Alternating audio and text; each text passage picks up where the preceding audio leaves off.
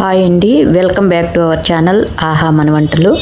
ఇప్పుడు మనం vitamin C, iron, antioxidants, fibre వంటి అనేక పోషకాలను కలిగి ఉన్న ఉసిరికాయతో ఆమ్లా మురబ్బా ఎలా తయారు చేసుకోవాలో చూద్దాం. చూస్తేనే తెలుస్తుంది కదండి, ఎంతో జ్యూసీగా రోగనిరోధక శక్తిని పెంచి జీర్ణ వ్యవస్థను మెరుగుపరిచే ఈ ఉసిరికాయలను ఎంత ఎక్కువగా వాడుకుంటే అంత మంచిది. ప్రెస్ చేస్తే తెలుస్తుంది చూడండి ఎంత జ్యూస్ ఉందో. జ్యూసీగా చాలా టేస్టీగా ఉంటుంది. పిల్లలు కూడా చాలా ఇష్టంగా తింటారు. ఉప్పు, కారం, ఆయిల్స్ వేసి పచ్చడి చేస్తే పిల్లలు అంత ఇష్టంగా తినరు. ఎన్నో ఆరోగ్య ప్రయోజనాలున్న ఈ ఆమ్లా మురబ్బాని ఎంతో సింపుల్గా, ఈజీగా ఎలా తయారు చేసుకోవాలో చూద్దాం. స్టవ్ పైన పాత్రను ఉంచి 1.5 గ్లాసుల నీళ్లు పోసుకొని బాగా మరిగించాలి. అంటే ఉసిరికాయలు మునిగేటట్లు నీరు పోసుకోవాలి. నేను 1/2 కేజీ వరకు ఫ్రెష్గా ఉన్న ఉసిరికాయలను తీసుకున్నాను. ఉసిరికాయలను బాగా కడిగి తుడిచి పెట్టుకోవాలి. ఎక్కడన్నా డ్యామేజీ లాగా ఉన్న ఉసిరికాయలు ఉంటే కనుక మచ్చలు అలాంటివి అవి తీసేసేయాలి.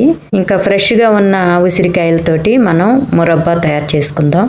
నీళ్లు మరిగాయండి. ఇక ఉసిరికాయలని నీళ్ళల్లో వేసుకుందాము.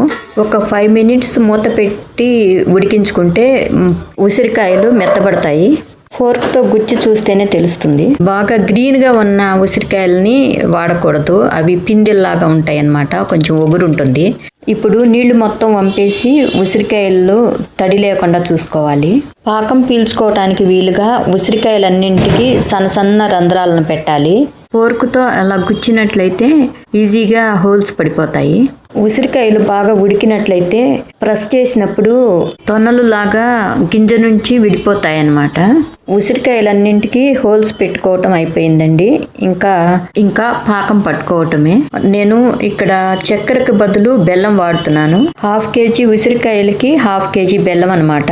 కొద్దిగా వాటర్ని యాడ్ చేసి, అంటే ఒక 2-3 స్పూన్స్ అనమాట, అంతకంటే ఎక్కువగా వాటర్ పట్టదు.